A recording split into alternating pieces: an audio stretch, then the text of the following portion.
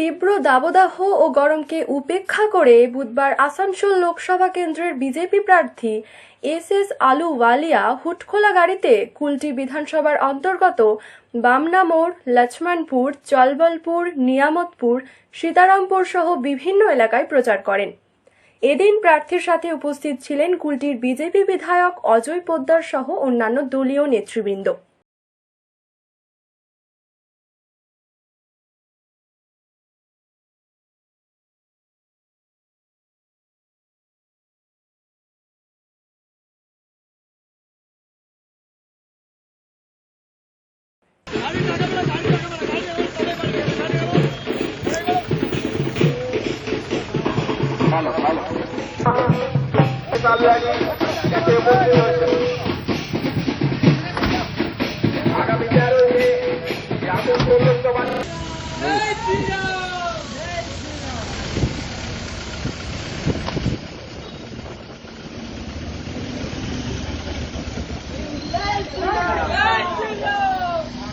আসানসোল থেকে সৌমিত্র গাঙ্গুলি, আনন্দবার্তা।